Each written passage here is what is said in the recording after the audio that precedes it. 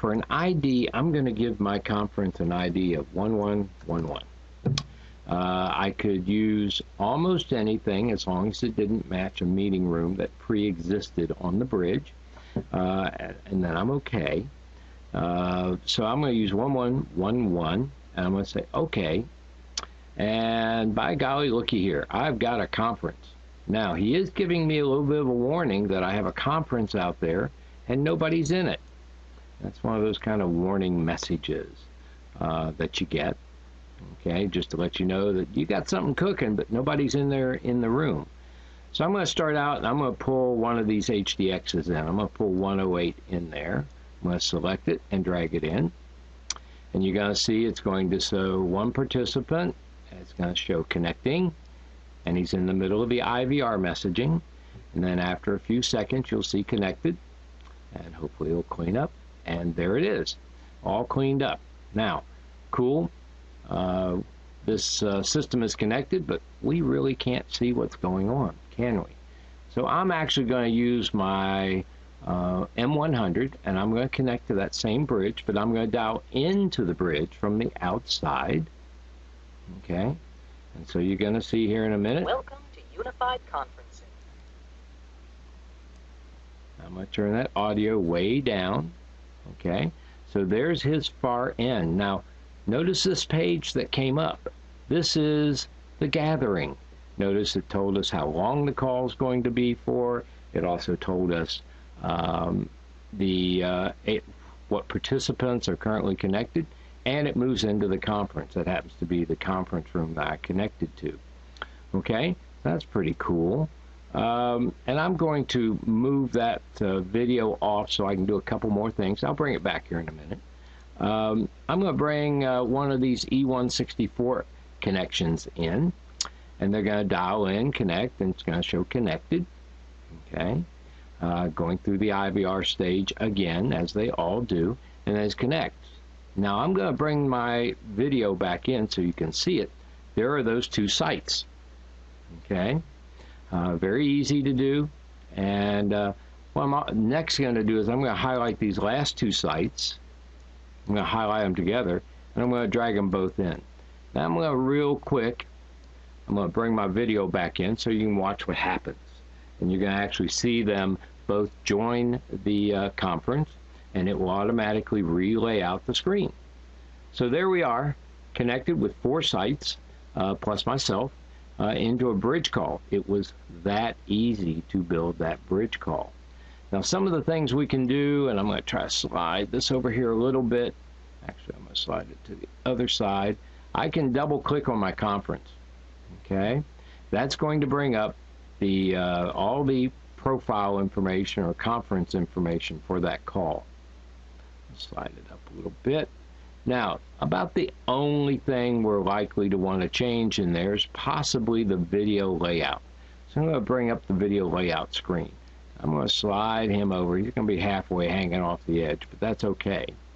Notice we're set in auto layout right now. If I bring the video back up so you can see it, you can see he's in the auto layout. Now I'm going to take it out of auto layout, and I'm going to set it up in a large one on top, as you can see, and I'm going to, and I have to get over here, and you have to hit apply, and so it's changed the layout to look like this. So I'm going to go back in and bring up my video so you can see it, and you can see it's changed the layout.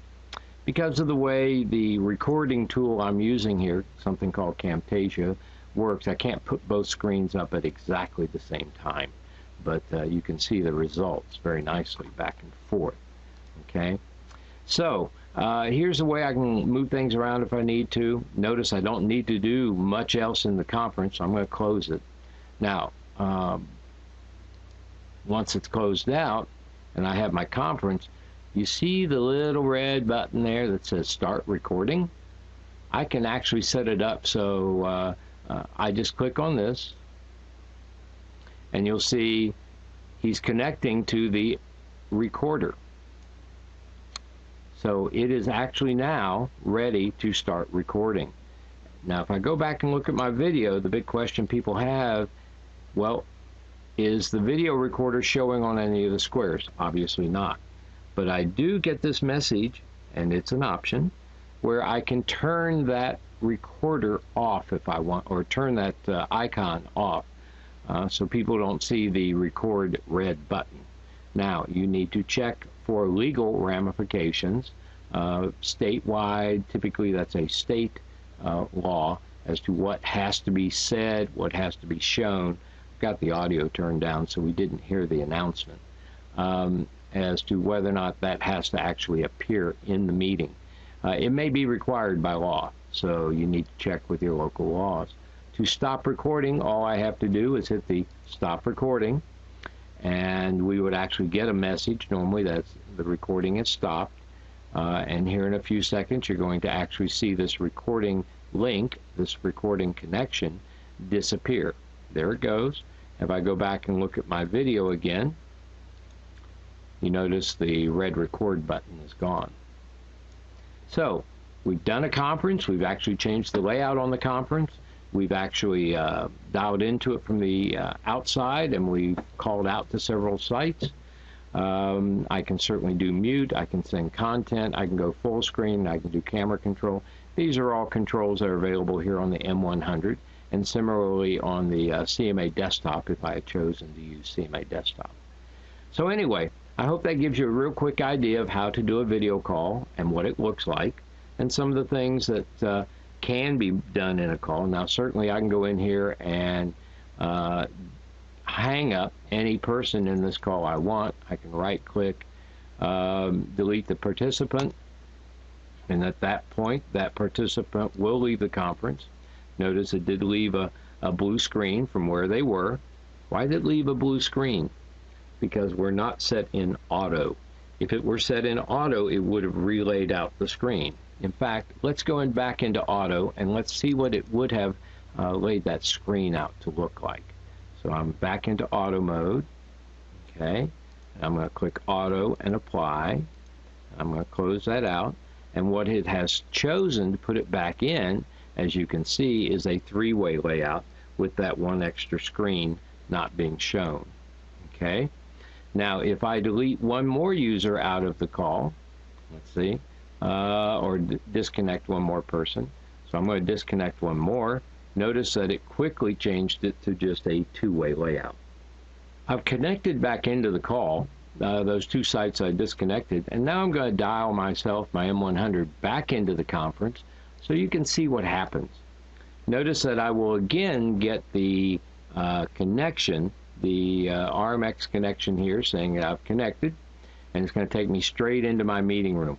Now notice that I see the sites that are in for a few seconds and the names of the sites, and here in about another 2 or 3 seconds you're going to see it relay out the screen in its normal form. So you can see that it's using that gathering screen only for a few seconds in this situation.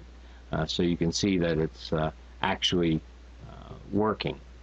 Now, to terminate the conference, we could either wait for the hour-long conference, or we could go actually right back here to the conference itself, right-click on it, delete the conference, and at that point you're going to see a confirmation, are you sure? And my call right here, you'll see, will drop out as it did. Farsight has disconnected the conference, call is cleared, and you notice there's no active conference. And down here on the bottom, you'll see that all the resources we had been using have returned to the bridge and made available for other users. Anyway, so that's how to do a quick call. Pretty easy to set up, pretty easy to get people in and out of that conference. I hope this has been a help and a good basis to learn from and to see how easy the Polycom RMX really is to set up and use. If you have other questions, please feel free to take a look at the Polycom website. There are a number of Q&A areas, knowledge bases that are out there that can answer. There is the Polycom community that's online called community.polycom.com. There are a lot of people who have registered there, some of which are Polycom salespeople and support engineers.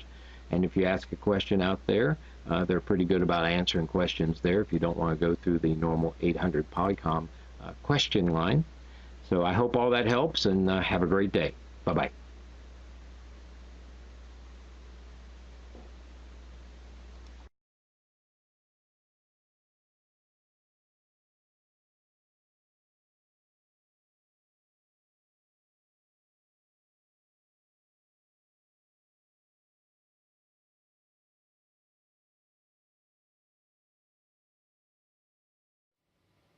Hi, I'm Gary Miyakawa.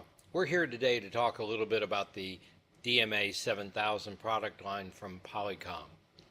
Let's look at some of its primary functions. It's a conference manager.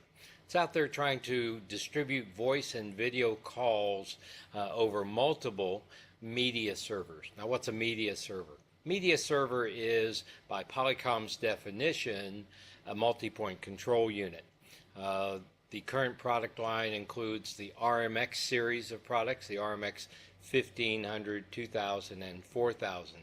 Now, we also do support some of the Codian bridges too, and they can be jointly supported underneath a DMA. Now, what's DMA out there trying to do? It's trying to simplify the resource management for the bridges. One of the problems we've seen is that we can easily run out of resources. So what DMA does is spread the call across bridges that have available resources so that the calls go through first time and with the best possible quality. We also improve the efficiency of those bridges because we do a load balancing of those bridges that are under the management of DMA. That helps out to allow us to spread the calls out over a wider area, possibly geographically dispersed into pools in Europe and the Americas and maybe in the Far East. We'll talk about that in a few minutes in some other slides.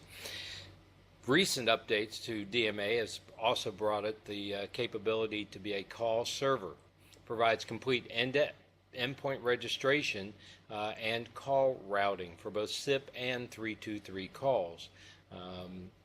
Also have the ability to do a gateway call between SIP and 323. So that allows a SIP endpoint to call into a 323 endpoint and vice versa. Makes it very handy when we're trying to unify multiple UC environments where we may have different call plans and we're trying to get everything into a single dial plan. We can help out there, hopefully with the DMA. One of the things that we found over time is that the RMX, even as large as the RMX 4000 is sometimes not big enough. So what we've done is allowed DMA to sit over those bridges and to hand out those resources as required. And should some of the resources not be available because of a bridge being down or a maintenance issue on a bridge, then that bridge would automatically be excluded from providing resources. So today, our current limitations are 64 bridges, wow, that's a lot, and 5,000 active participants. That's a lot of people. Now, an active participant is anyone who's registered to take a call. That could be a desktop solution, it could be an iPad or an Android mobile solution, it could be a Tamberg, could be life size. Anyone who's registered in will take a license in that situation. Now, what we're doing is virtualizing the resources, trying to make them virtually available anytime, somewhere out there in the cloud, and make it easy. Now, the cloud may be owned by the client in this situation. Okay? We have had a couple companies come to us asking for something even bigger. And so what we've done, the center point, that virtualized resource, what we call a super node, because it has two nodes, two servers, and so they have a redundancy between them. And what we've done is taken that a step further and added clustering. We've added super clustering capability. What this allows us to do is to take 5 nodes or super nodes and bring them together and allowing them to register everybody together. As you can see now, my maximum registration is about 75,000 endpoints with a limitation of 25,000 active calls at any one time. One of the nice things about the supercluster is that it can be geographically dispersed or distributed around the world, as I mentioned.